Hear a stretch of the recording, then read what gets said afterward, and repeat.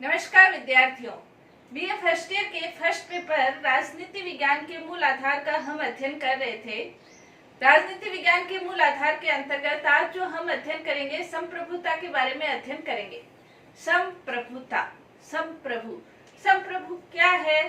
संप्रभु प्रभु से, जैसे अपन हिंदी में देखें तो प्रभु से मिलकर बना है। सम इसका कह सकते हैं कि उपसर्ग है, यानी कि ऐसी शक्ति जो कि सर्वोच्च शक्ति है। जो सर्वोच्च शक्ति है उसे संप्रभु शक्ति कहा जाता है। राज्य के 4 अंग माने जाते हैं: जनसंख्या, भूभाग, सरकार और संप्रभुता। वर्तमान समय यदि देखा जाए तो संप्रभुता को सबसे महत्वपूर्ण शक्ति के रूप में, सबसे महत्वपूर्ण तत्व के रूप में माना जाता है। क्यों माना जाता है सबसे महत्वपूर्ण तत्व? क्योंकि संप्रभुता के माध्यम से ही राज्य अपने राज्य के अंतर्गत निवास करने वाले सभी नागरिकों और समुदायों के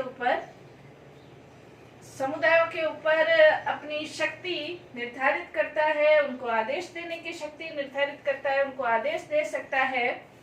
संप्रभुता एक ऐसी शक्ति है जिसके माध्यम से राज्य अपने राज्य के अंतर्गत निवास करने वाले सभी व्यक्ति और समुदायों और संगठन के ऊपर अपनी सर्वोच्च स्थिति रखता है। संप्रभुता यदि देखा जाए तो इंग्लिश के शब्द सोवर्निटी से बना है। ये जो सोवर्निटी शब्द है ये 2 शब्दों से मिलकर बना है, सुपर और एनएस। सुपर का मतलब होता है सर्वोच्च, एनएस का मतलब होता है शक्ति। यानी कि राज्य के पास जो सर्वोच्च शक्ति है उसे संप्रभुता कहा जाता है। संप्रभुता के बारे में जैसे पॉलिटिकल साइंस के अंतर्गत, राजनीति विज्ञान के अंतर्गत हम देखें तो किसी भी शब्द के लिए अलग अलग विद्वान अपने अलग अलग विचार रखते हैं, अलग अलग दृष्टिकोण रखते हैं। संप्रभुता जो शब्द है वो भी ऐसा नहीं है। हालांकि सभी विद्वान ये मानते हैं कि संप्रभुता का मतलब राज्य की जो सर्वोच्च शक्ति है वो संप्रभुता है। लेकिन संप्रभुता का निवास कहाँ है, संप्रभुता किसमें निहित है, संप्रभुता क्या है, उसके बारे में विभिन्न विद्वान अपने अपने दृष्टिकोण के अनुसार इसे परिभाषित करते हैं। जैसे यदि देखा जाए तो बर्गेश के शब्दों में हम कह सकते हैं कि यह व्यक्तिगत रूप से प्रजाजन व उसके समुदायों के ऊपर प्राप्त राज्य की मौलिक, निरपेक्ष और असीमित शक्ति है। मौलिक, निरपेक्ष और असीमित शक्ति, राज्य की अपनी मौलिक, निरपेक्ष यानी कि जिसके ऊपर और कोई अंकुश नहीं हो, असीमित, राज्य की असीमित शक्ति है जिसे कि किसी भी सीमा में नहीं बांधा जा सकता है। इसी प्रकार विलोपी है वो ये कहते हैं संप्रभुता राज्य की सर्वोपरि इच्छा है, उसे हम संप्रभुता कहते हैं।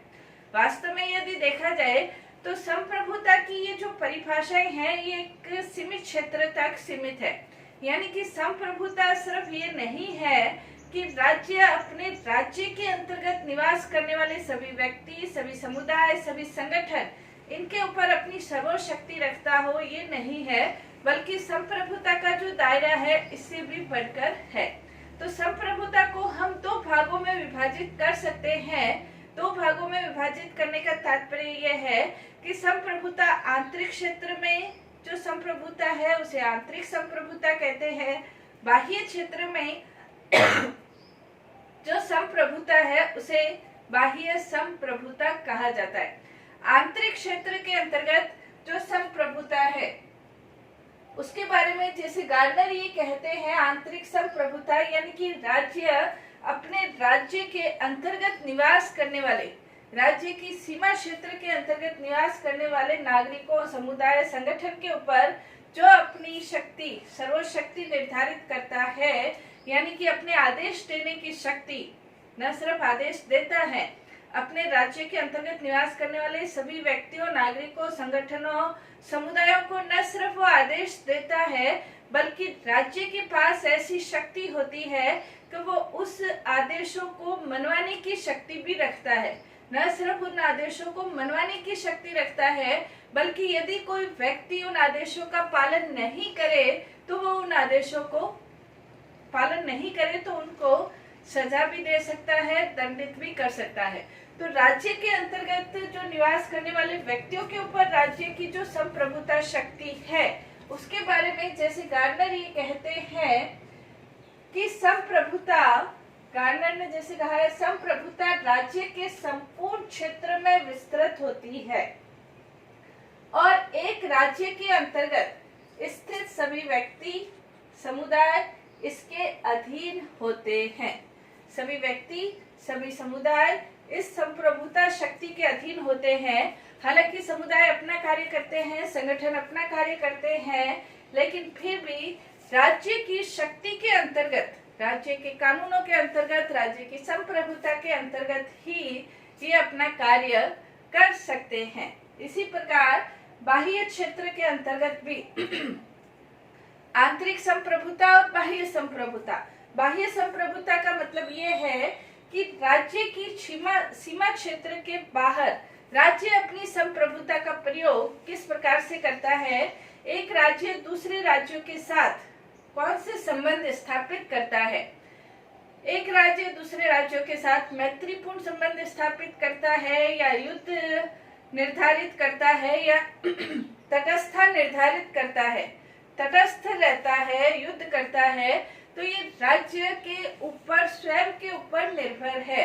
वो किसी अन्य व्यक्ति, अन्य संस्था, अन्य राज्य से आदेशों को नहीं लेता है, बल्कि राज्य स्वयं अपने अनुसार, अपनी शक्ति के अनुसार राज्य बाह्य क्षेत्र के अंतर्गत इसका यानी कि युद्ध करना है, मैत्री करनी है या तटस्थ रहना है, ये राज्य के स्वयं के ऊपर निर्भर है।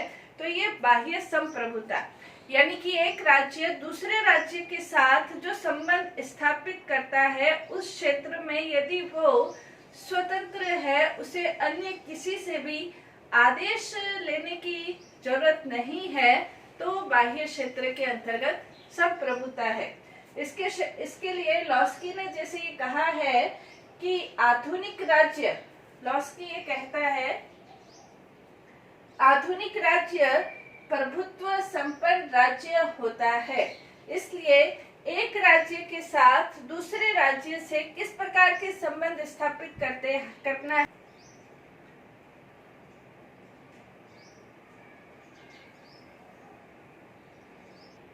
दूसरे राज्यों के साथ संबंध स्थापित करने में राज्य पूर्ण रूप से स्वतंत्र है, तो उसे हम बाह्य संप्रभुता कहा जा सकता है। यानी कि यदि हम दो लाइनों के अंतर्गत संप्रभुता को परिभाषित करें तो आंतरिक क्षेत्र के अंतर्गत संप्रभुता राज्य के अंतर्गत निवास करने वाले सभी व्यक्ति, समुदाय, संगठन राज्य के अधीन होते हैं। राज्य को उसके आदेशों का पालन करना पड़ता है, नहीं करते हैं तो राज्य के पास बाध्यकारी शक्ति है। बाहरी क्षेत्र के अंतर्गत दूसरे राज्यों के साथ मैत्री करनी है, संधि करनी है, तटस्थ रहना है, समझौता करना है, राज्यों के साथ किस प्रकार का व्यवहार करना है। इस क्षेत्र में यदि राज्य स्वतंत्र है तो वो बाह्य संप्रभुता है। तो ये संप्रभुता है, यानी कि आंतरिक क्षेत्र में राज्य सर्वोच्च है, बाह्य क्षेत्र में भी राज्य सर्वोच्च है, तो उसे संप्रभुता कहते हैं। अब संप्रभुता के लक्षण क्या है? संप्रभुता किसे हम संप्रभुता कह सकते हैं? जिनमें ये लक्षण विद्यमान है वो संप्रभुता है। तो संप्रभुता क्या है, संप्रभुता के लक्षण क्या है? सबसे पहले संप्रभुता निरंकुश है। संप्रभुता यदि सर्वोच्च शक्ति को हम संप्रभुता कहते हैं, तो संप्रभुता जब सर्वोच्च शक्ति है यानी कि संप्रभुता निरंकुश है। निरंकुश का यहाँ पे मतलब ये है कि संप्रभुता के ऊपर अन्य किसी भी शक्ति का कोई भी अंकुश नहीं है। जिसे कि ऑस्टिन के शब्दों में हम कह सकते हैं कि संप्रभु अन्य सभी को आदेश देने की स्थिति में होता है, लेकिन स्वयं किसी के आदेशों को मानने के लिए अभ्यस्त नहीं है। यानी कि संप्रभुता सबको आदेश दे सकती है, लेकिन संप्रभुता को कोई भी आदेश नहीं दे सकता है। यानी कि निरंकुश है। अपने नियम बनाने में, लागू करने में संप्रभुता शक्ति सर्वशक्ति का परिचय देती है। दूसरा इसके अंतर्गत कह सकते हैं संप्रभुता का लक्षण, संप्रभुता मौलिक है। मौलिकता का मतलब ये है कि संप्रभुता राज्य स्वयं के पास है। राज्य को किसी ने संप्रभुता प्रदान नहीं की है। अगर कोई शक्ति राज्य को संप्रभुता प्रदान करे तो वो संप्रभु हो जाए। इसलिए संप्रभुता को राज्य को किसी ने प्रदान नहीं किया है, बल्कि मौलिकता उसकी विशेषता है। राज्य स्वयं संप्रभु है और यदि किसी ने उसे संप्रभुता प्रदान की तो वो संप्रभु हो जाएगा, राज्य संप्रभु नहीं है। तो संप्रभुता की दूसरा लक्षण मौलिकता। तीसरा लक्षण सर्वव्यापकता। राज्य के अंतर्गत निवास करने वाले सभी व्यक्ति, समुदाय, संगठनों के ऊपर संप्रभुता व्यापक होती है। यानी कि पूरे राज्य में संप्रभुता व्यापक है, इसलिए इसका लक्षण सर्वव्यापक है। इसके अंतर्गत दो तरह के क्वेश्चन मार्क उठते हैं कि राज्य के अंतर्गत निवास करने वाले कुछ व्यक्तियों को कुछ विशेष अधिकार प्रदान किए हुए होते हैं, जैसे राष्ट्रपति है या सरकार के अधिकारी है, पदाधिकारी है, कुछ विशेषाधिकार प्राप्त लोग होते हैं। तो क्या संप्रभुता को हम तब भी सर्वव्यापक कह सकते हैं जब राज्य के अंतर्गत ऐसे लोगों को विशेषाधिकार प्राप्त है? तब भी संप्रभुता सर्वव्यापक है, क्योंकि जो विशेषाधिकार प्रदान किए गए हैं वो राज्य के द्वारा प्रदान किए गए हैं और राज्य जब चाहे इन लोगों से विशेषाधिकार ले सकता है। इसलिए संप्रभुता सर्वव्यापक है। दूसरा, इसके अंतर्गत ये भी क्वेश्चन उठ सकता है कि क्या संप्रभुता राज्य के अंतर्गत निवास करने वाले दूसरे देशों के जो राजदूत है, क्या उनके ऊपर भी संप्रभुता को हम सर्वव्यापक कह सकते हैं? क्योंकि जो राजदूत है या राजदूत का भवन जो है, इनके ऊपर ये अपनी संप्रभुता का प्रयोग या नियमों का प्रयोग, कानून का प्रयोग उस राज्य के करते हैं जिसका वो प्रतिनिधित्व करते हैं। जैसे भारत के अंतर्गत यदि ब्रिटेन के दूतावास है, राजदूत है, तो ब्रिटेन के कानूनों का, ब्रिटेन के नियमों का पालन करेंगे, भारत के नहीं। तो क्या हम संप्रभुता को तब भी सर्वव्यापक कह सकते हैं? तो उसका उत्तर भी हाँ है कि तब भी राज्य के अंतर्गत निवास करने वाले दूसरे राज्यों के दूतावास और राजदूतों के ऊपर भी संप्रभुता, वो अपने राज्य के नियम माने तब भी। तो संप्रभुता व्यापक है, सर्वव्यापक है। चाहे राज्य के अंतर्गत निवास करने वाले दूतावास है, चाहे राजदूत है, संप्रभुता सर्वव्यापक है, क्योंकि एक राज्य के दूसरे राज्यों के संबंधों के आधार पर ही राजदूतावास या राजदूतों को ये अधिकार मिलते हैं। नेक्स्ट है स्थायित्व। संप्रभुता स्थायी है, यानी कि संप्रभुता कभी भी खत्म नहीं होती है। संप्रभुता को जो विद्वान ये मानते हैं कि खत्म होती है, वो संप्रभुता को सरकार के पर्यायवाची के रूप में देख लेते हैं, जिनके कारण उनका ये मानना है कि सरकार खत्म हुई तो संप्रभुता खत्म हुई। लेकिन वास्तव में संप्रभुता खत्म नहीं होती है और इसीलिए इंग्लैंड में एक कहावत है कि राजा मृत्यु को प्राप्त होता है और राजा अमर रहता है। यानी कि इसका मतलब ये है कि सरकारें हैं वो आती जाती रहती है, लेकिन संप्रभुता है वो खत्म नहीं होती है। एक सरकार के जाने के बाद दूसरी सरकार आती है तो संप्रभुता ऑटोमेटिकली उसमें आ जाती है। राजा के पद त्याग करने पर संप्रभुता खत्म नहीं होती, राजा की मृत्यु हो जाती है तब भी संप्रभुता खत्म नहीं होती है। संप्रभुता हमेशा स्थायी रहती है। इसीलिए गार्नर ने ये कहा है, जब तक राज्य कायम रहता है तब तक संप्रभुता भी कायम रहती है। इसी प्रकार जो संप्रभुता का नेक्स्ट लक्षण है अपृथक्करणीयता, यानी कि संप्रभुता को पृथक नहीं किया जा सकता है। पृथक करने का मतलब ये है कि यदि कोई राज्य है, उस राज्य का कोई एक भाग है, वो दूसरे राज्य ने ग्रहण कर लिया है या उस पर विजय प्राप्त कर ली है, तो क्या संप्रभुता का पृथक होगी संप्रभुता उस राज्य से? यदि किसी राज्य का एक भाग दूसरे राज्य ने अपने अधिकार क्षेत्र में कर भी लिया है, तब भी संप्रभुता पृथक नहीं होती है। संप्रभुता का हस्तांतरण हो जाता है उस नवीन राज्य के अंतर्गत। तो संप्रभुता अपृथक्य है, उसका पृथककरण नहीं होता है। नेक्स्ट है अनन्यता। संप्रभुता अनन्य है, यानी कि उसके अलावा राज्य के अंतर्गत दूसरी कोई शक्ति संप्रभु नहीं हो सकती। संप्रभुता एकमात्र है, अन्य कोई भी शक्ति संप्रभुता का प्रयोग नहीं कर सकती है। अगर अन्य कोई शक्ति संप्रभुता का प्रयोग करे तो संप्रभुता अपने लक्षणों से च्युत हो जाती है, यानी कि लक्षण उसके जो लक्षण बताए जाते हैं वो नहीं रहते।